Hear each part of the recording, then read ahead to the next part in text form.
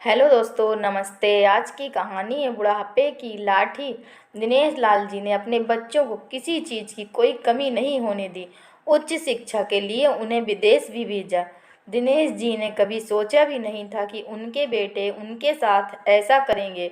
उन्हें बहुत गर्व था कि उनके बच्चे उनकी बुढ़ापे की लाठी बनेंगे।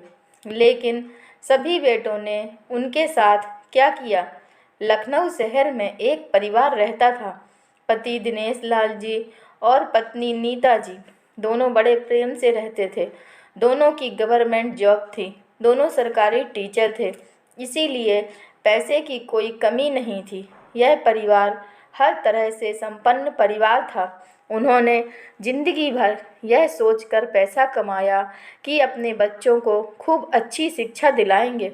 बच्चे पढ़ लिख कर हमारे रिटायरमेंट के बाद हमारी सेवा करेंगे और हमारे पास रहेंगे। इसलिए उन्होंने अपने बच्चों को विदेश पढ़ाई के लिए भेजा। शिक्षा पूरी हो जाने के बाद उन्होंने अपने मनपसंद घर में उनकी शादी कर दी। उनके 4 बेटे थे। दिनेश जी की बेटी नहीं थी। चारों बेटों की पत्नियां बिल्कुल भी अच्छी प्रवृत्ति की नहीं थी, क्योंकि वह सब भी विदेश में पली बढ़ी हुई थी और उन्होंने विदेश के कल्चर को अपना लिया था। इसीलिए उनके मन में सेवा भाव बिल्कुल भी नहीं था। उन्होंने यह भी नहीं सोचा कि माता पिता ने कितनी मेहनत करके हमें पढ़ाया लिखाया है और इस लायक बनाया है कि हम आज अपने पैरों पर खड़े हैं। एक दिन उनकी सभी बहुओं ने अपने पतियों से कहा कि हम सभी को यहाँ नहीं रहना, हमें विदेश चलना चाहिए।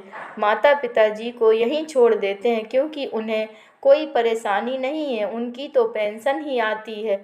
सभी के पतियों ने भी हाँ में हाँ मिलाई और विदेश जाने में तैयारी में लग गए।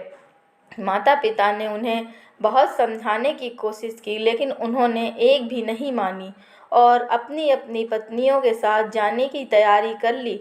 उन्हें जाते देखकर दिनेश जी बीमार पड़ गए और अपनी पत्नी नीता जी से कहा कि बच्चों को जाने से रोक लें। नीता जी ने बेटे और बहुओं के हाथ पैर जोड़े, लेकिन वह नहीं माने और चले गए।